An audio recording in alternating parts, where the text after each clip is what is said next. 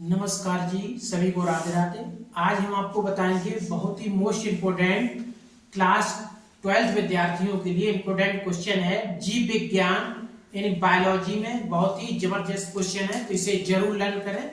तो आगे बढ़ने से पहले अभी तक आपने हमारे यूट्यूब चैनल को सब्सक्राइब नहीं किया है तो प्लीज यूट्यूब चैनल को जरूर सब्सक्राइब करें, साथ में बेल आइकन को भी प्रेस करें ताकि आने वाली वीडियो का नोटिफिकेशन आपके पास सबसे पहले पहुंच सके। तो आइए स्टार्ट करते हैं। क्लास 12th विद्यार्थियों के लिए जीव विज्ञान में क्वेश्चन, ये बहुत ही मोस्ट इंपोर्टेंट क्वेश्चन है। क्वेश्चन का नाम है निमोनिया। इन निमोनिया पर टिप्पणी लिखने के लिए आता है।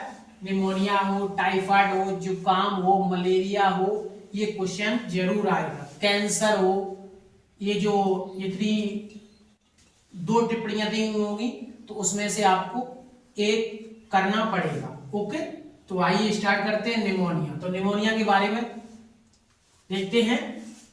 मानव में निमोनिया रोग के लिए स्ट्रेप्टोकस, क्या एक स्ट्रेप्टोकस निमोनिया यानी स्ट्रेप्टोकस निमोनी, क्या स्ट्रेप्टोकस न्यूमोनी होता है। स्ट्रेप्टोकोकस न्यूमोनी और हीमोफिलस इन्फ्लुएंजी, एक होता है स्ट्रेप्टोकोकस और न्यूमोनी और एक दूसरा होता है हीमोफिलस इन्फ्लुएंजी जैसे जीवाणु उत्तरदायी होते हैं, जीवाणु होते हैं। क्या होते हैं? मानव में निमोनिया के लिए जो है, मानव में निमोनिया रोग के लिए यानी एक स्ट्रेप्टोकोकस न्यूमोनी और एक दूसरा होता है हीमोफिलस इन्फ्लुएंजी जैसे जीवाणु उत्तरदायी होते हैं। इस रोग में फुफ्फुस अथवा फेफड़ों के बायकोस्ट संक्रमित हो जाते हैं। इस रोग से क्या हो जाते हैं? फुफ्फुस अथवा फेफड़ों के जो बायकोस्ट होते हैं उनमें क्या हो जाते हैं? वो संक्रमित हो जाते हैं। किससे हो जाते हैं? एक होता है स्ट्रेप्टोकोकस न्यूमोनी और दूसरा होता है हीमोफिलस इन्फ्लुएंजी जैसे जीवाणु उत्तरदायी होते हैं। इससे क्या होता है? फेफड़ों की जो होती है बायकोस्ट वो संक्रमित तो हो जाते हैं और इस रोग के संक्रमण से बायकोष्ठों में तरल भर जाता है। इन बायकोष्ठ होते हैं उनमें क्या भर जाता है? तरल भर जाता है। क्या भर जाता है? तरल भर जाता है, जिसके कारण जो है सांस लेने में परेशानी होती है। जिसके कारण क्या होता है?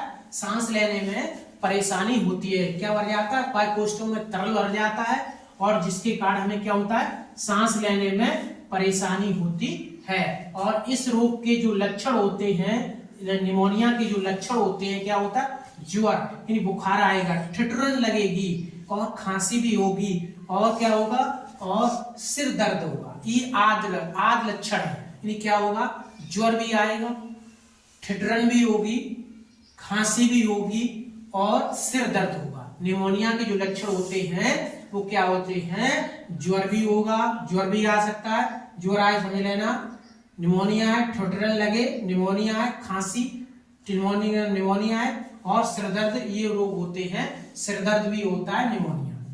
ये लक्षण महसूस हो समझ लेना ये निमोनिया रोग है। और निमोनिया जो है विषाणु जनित भी होती है। निमोनिया एक विषाणु जनित भी होती है। निमोनिया एक क्या होती है?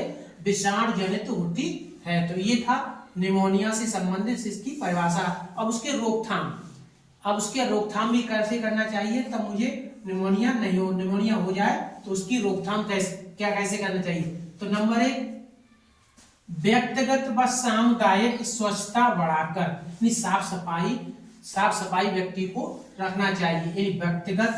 व्यक्तिगत और सामुदायिक स्वच्छता बढ़ाकर मतलब साफ सफाई आदि को बढ़ाना चाहिए। तो ये निमोनिया रोकने के लक्षण है। नंबर 2, मास्क के प्रयोग व पर्याप्त शारीरिक दूरी बनाए रखकर, अगर किसी को निमोनिया हो तो वहां पर मास्क का प्रयोग करना चाहिए और उससे पर्याप्त शारीरिक दूरी बनाए रखना चाहिए। नंबर 3, भीड़ भाड़ वाले जो इलाके स्थान होते हैं उससे बचकर रहना चाहिए। यानी भीड़ वाले जो इलाके होते हैं वहां पर भी मास्क का प्रयोग करना चाहिए और इन स्थानों से बचकर रहना चाहिए। नंबर 4, खांसते छींकते समय चेहरे को रूमाल से ढक लेना चाहिए। खांसते या छींकते समय चेहरे को रूमाल से ढकना चाहिए। ओके। नंबर 5, पोषक आहार, प्राणायाम, योग अपनाकर, प्राणायाम योग अपनाकर अगर पोषक आहार लें और प्राणायाम योग करें तो इससे क्या होता है, निमोनिया से आप बच सकते हैं। तो ये था मोस्ट इम्पोर्टेंट निमोनिया पर संक्षिप्त टिप्पणी। ये टिप्पणी आपको कैसे लगी जरूर कमेंट बॉक्स में बताएं। सभी को राधे राधे, नमस्कार।